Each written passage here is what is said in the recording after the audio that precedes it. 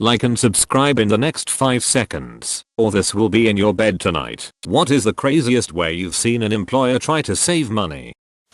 I once worked at a Subway where the store manager tried to water down the oil used as a condiment on the sandwiches. Tried to water down oil. I worked at a movie theater where the manager watered down the Sprite right in front of everyone waiting for the movie. I tried to stop him, but he told me it was his plan. This way everyone would know we wouldn't run out of soda. He's also the boss who had the exterminator come during our busiest shift so customers would think that we were proactive and didn't have bugs. Which was true. Only everyone thought our bug problem was so bad that we couldn't wait until after hours to have the exterminator come. It sounds like he had really good intentions, but was stupid as duck. Instead of hiring an additional employee, I just have to do the work of several people.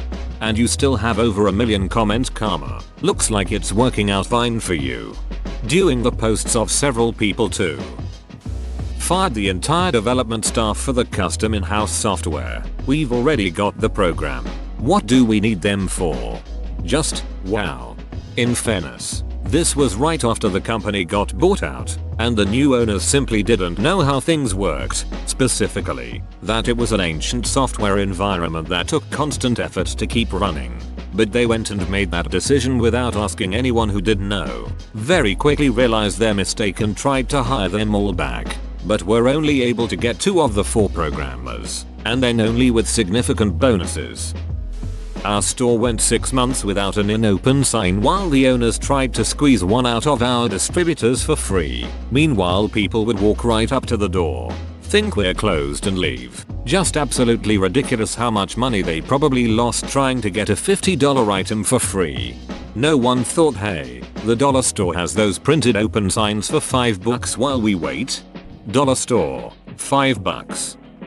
Oh, I have a good one. We recently incorporated a Go Green team. Basically they are pushing recycling and saving energy, all that fun stuff. So, one Monday morning my supervisor, who loves her tea, went to grab a little red straw stirrer for her tea, and saw that they had been replaced with raw spaghetti, in an effort to reduce waste and make a cleaner earth. They did this. Now, she is very mindful of Mother Earth, but at the same time, she enjoys those little red straws and also uses them to sip her tea out of, to avoid stains, naturally. So, she complains to HR or whoever that she liked the red straws she used them to drink out of and can no longer do so now that everything has been replaced with spaghetti. The next day she goes to make her tea, and the spaghetti has been replaced with posciatelli, which is like manicotti but only on a smaller scale.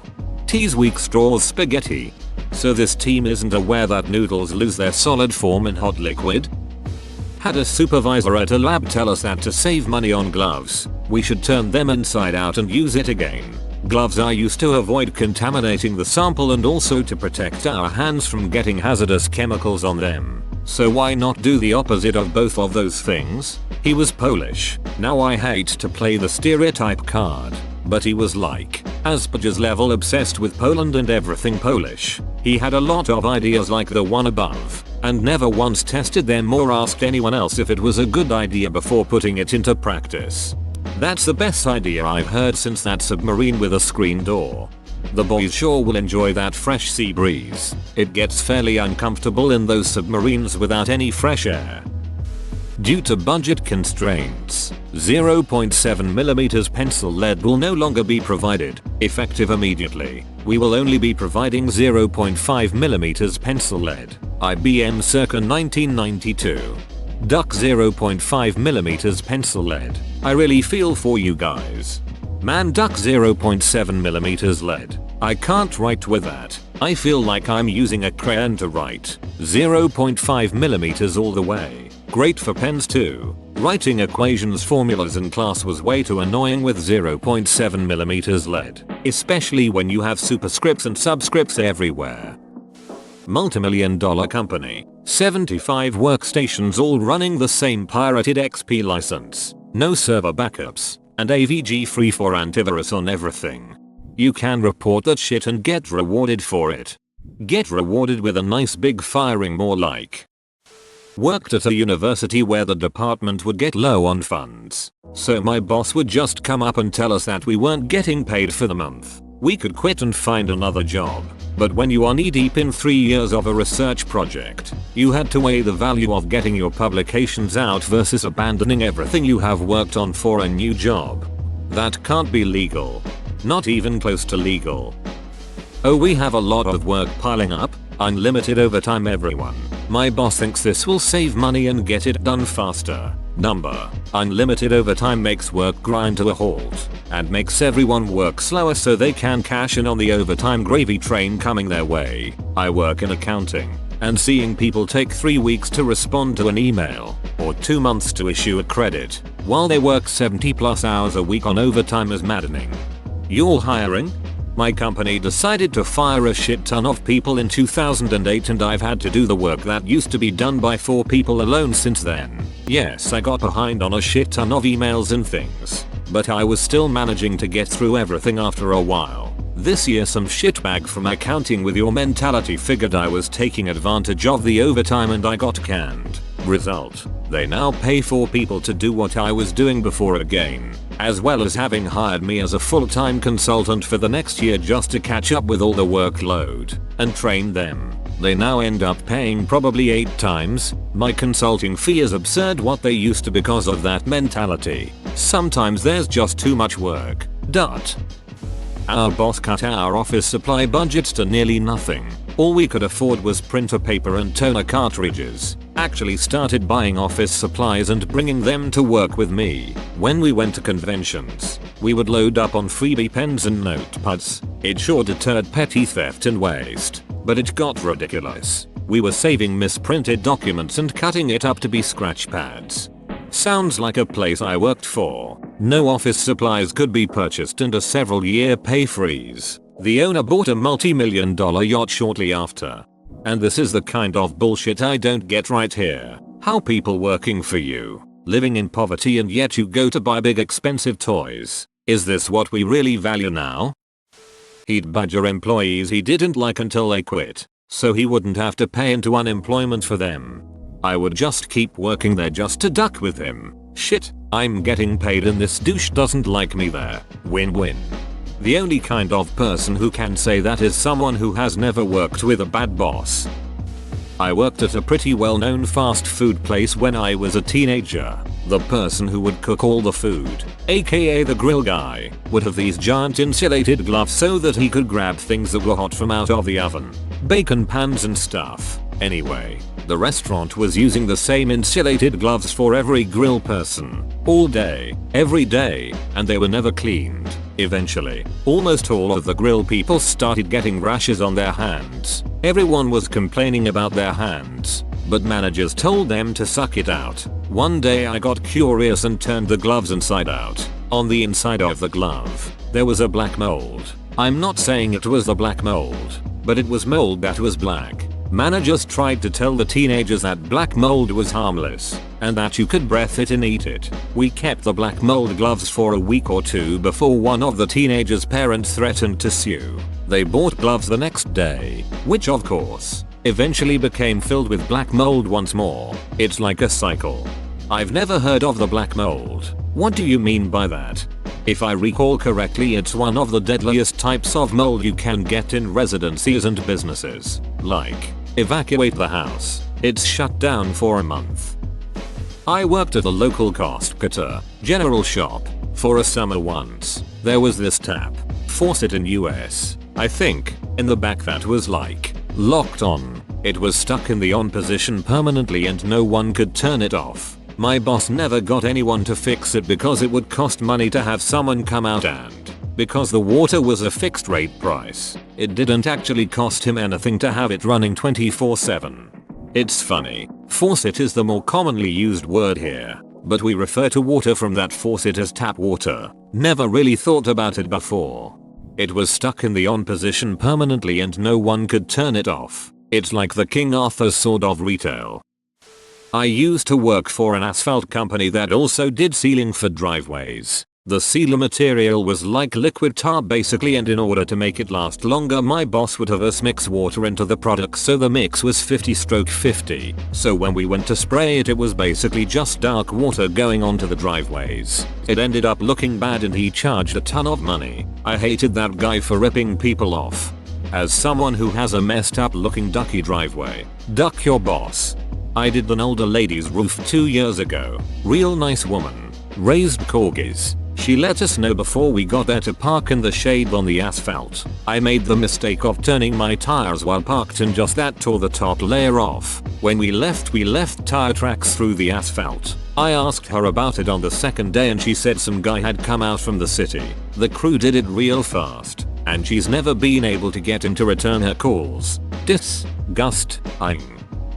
Work for a solar panel company. Employer refuses to put up scaffolding and threatens to fire employees who won't do installs regardless of personal safety, while charging the customer for scaffolding. So we are left to either find a new job or risk our lives on 2-3-story wet slate roofs. Worst one so far. Needless to say they won't be around for very long.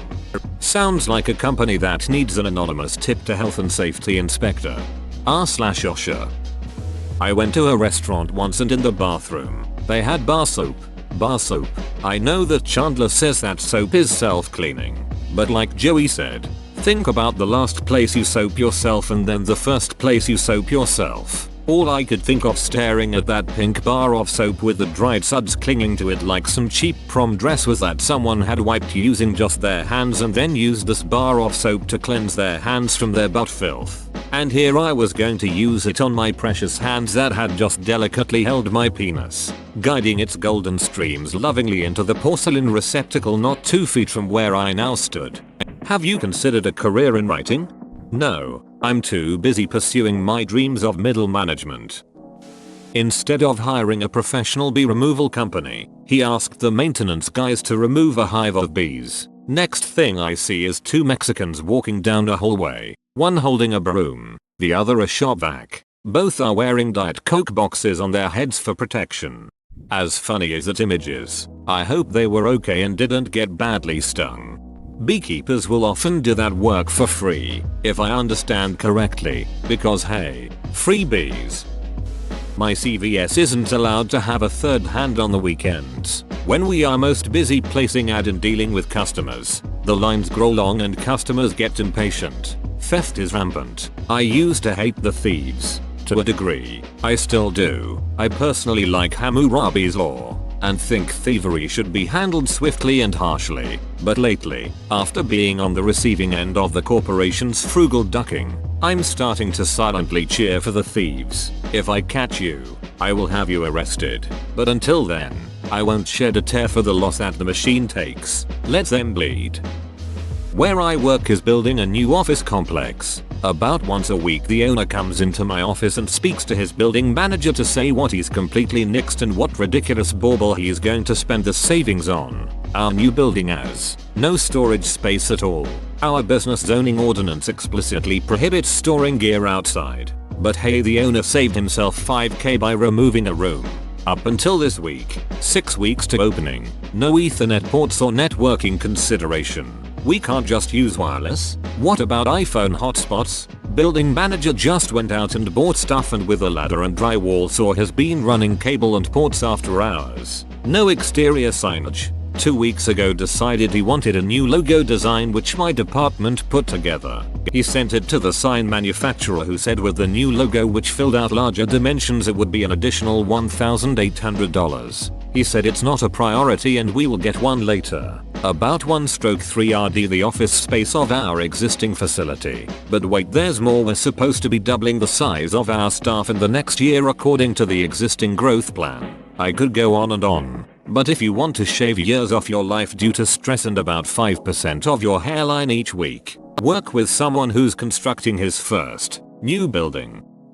About 15 years ago I was working for a national women's clothing retail chain that is now defunct. They had filed for Chapter 11 and were cutting costs drastically across the board. I worked in computer operations, and our department was manned 24 hours a day across 3 shifts. One day, I came into somebody setting up a new PC in the knock. We asked what was going on and they informed us that they were no longer using the store's alarm company and were changing the store alarms to all report back into this new computer. Since we had someone there overnight on the swing and graveyard shifts, they figured we would be there to respond to any store alarms that went off. Well, this chain had well over 500 stores at the time, so even 8-10 alarms going off erroneously in a night was a lot to deal with. And this happened every single night. Store employee doesn't set the alarm correctly, a clothes rack falls over, or just a faulty alarm. It seemed like anything would set them off. We were instructed to follow up with every alarm that went off. So just like that, our already busy nights of polling stores for sales data, processing the data, running reports, etc. became incredibly complicated as we suddenly had store alarms going off every night. It was a ducking disaster and I left within a month of that being implemented.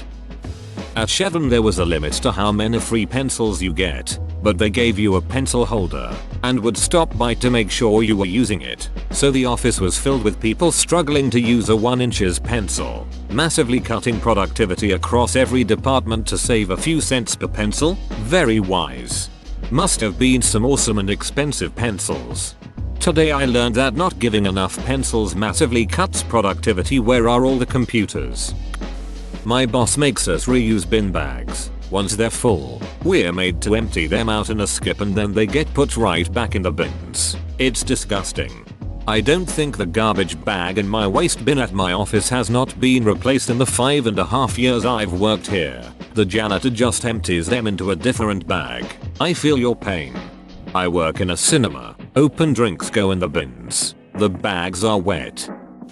I worked at Quiznos in high school. Our boss made us weigh the bread ends that we had to throw away so he could write it off. So for every sandwich we made we had to keep the bread ends in a container until the end of the day. We had an employee ask if she could take them home for feeding birds and he wouldn't allow that.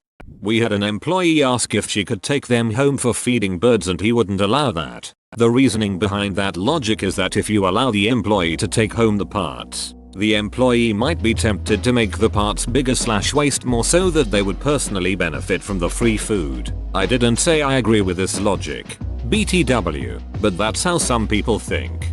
Our Quiznos manager many years ago did the same thing, except he could give two shits if we ate them or not. It was awesome. There was a Panera next door and we would get soup all the time and eat like 3 bread ends with it. Or make baby sandwiches with like half a piece of turkey, lettuce, and a squirt of sauce. As cheap as he was though, we actually didn't do anything gross like use week-old products that were supposed to be tossed, etc. He would just underorder the supplies and we'd be sitting there the day before delivery like, so we're out of Swiss tomatoes and ham. There was a veterinarian who reused syringes. Apparently she had her staff rinse syringes used for vaccines and then autoclave them back to sterile. I was in for a job interview when I learned about this, and I noped the duck out of there. Also reported the business to the AVMA, because that's insane. Yes, hazmat disposal of syringes is expensive. No, you don't get to reuse syringes and needles. Worked at Subway when I was 16. They allowed us to put 2 sliced olives on a foot-long sandwich. They were even rationed into little plastic cups, 1 olive per cup. I can't tell you how many people were past that they couldn't get more than 1 olive on a 6-inch sandwich. Why even offer olives at all at that point? I would rather not have the option, honestly, than to be offered olives and then only given that little. And I thought the guy who owns our Subways here was a cheap bastard. He at least starts it at 3 olives and lets the customers get more if they want them.